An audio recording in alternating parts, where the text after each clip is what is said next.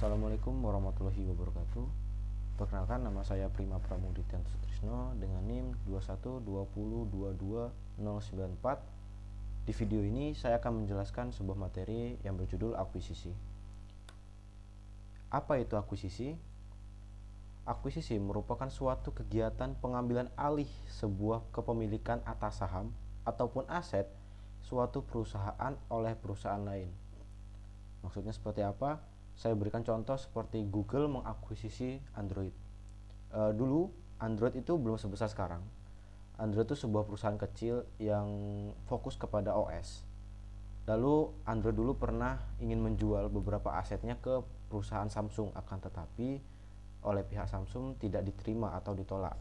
Lalu beberapa bulan atau beberapa tahun kemudian Google mengakuisisi Android dan akhirnya seperti sekarang Android menjadi bisa dikatakan anak perusahaan dari Google. Lalu ada beberapa manfaat. Yang pertama ada komplementaris, kayak semisal perluasan produk, transfer teknologi, SDM yang tangguh dan sebagainya.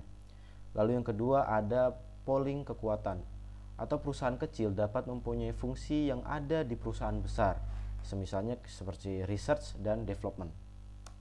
Lalu yang ketiga ada mengurangi persaingan. Dengan adanya akuisisi ini akan terjadi penyusutan dalam persaingan dalam bidang sejenis. Lalu yang keempat ada menyelamatkan perusahaan dari kebangkrutan.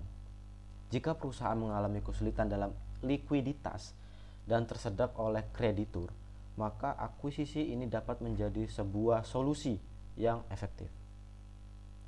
Lalu motif-motif melakukan akuisisi. Yang pertama ada motif ekonomi. Esensi tujuan perusahaan adalah seberapa besar perusahaan mampu menciptakan nilai. Akuisisi memiliki motif ekonomi jangka panjang yang bertujuan untuk mencapai peningkatan nilai tersebut. Lalu yang kedua ada motif sinergi. Sinergi merupakan nilai keseluruhan setelah akuisisi yang lebih besar daripada penjumlahan nilai masing-masing perusahaan sebelum akuisisi. Lalu ada motif diversifikasi. Diversifikasi yang dimaksud adalah mendukung aktivitas bisnis dan operasi perusahaan untuk mengamankan posisi bersaing. Lalu yang terakhir ada motif non-ekonomi. Aktivitas akuisisi tidak hanya untuk kepentingan ekonomi, bisa dilakukan untuk kepentingan non-ekonomi seperti prestasi dan ambisi. Lalu ada keunggulan apa saja sih keunggulannya?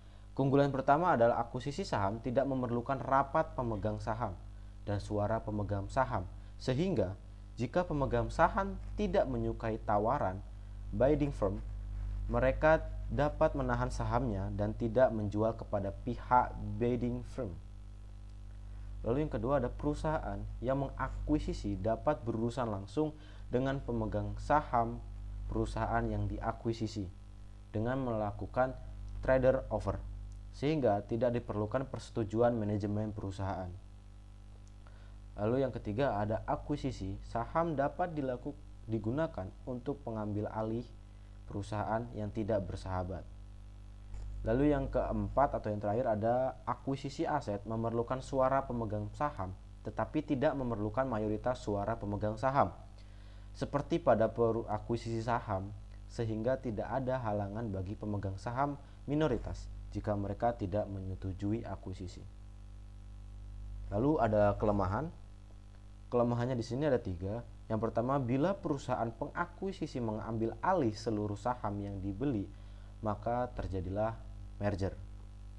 Yang kedua ada jika para pemegang saham minoritas yang tidak setuju terhadap pengambilan alih saham cukup banyak, maka akuisisi akan batal. Lalu yang terakhir ada kelemahan, setiap pembelian aset dalam akuisisi aset harus secara hukum dibalik nama, sehingga menimbulkan biaya legal yang tinggi. Lalu ada tipe-tipe akuisisi. Yang pertama ada akuisisi horizontal, akuisisi antara 2 atau lebih perusahaan yang bergerak dalam industri yang sama. Lalu ada akuisisi vertikal, integrasi yang melibatkan perusahaan-perusahaan yang bergerak dalam tahapan-tahapan proses produksi atau operasi.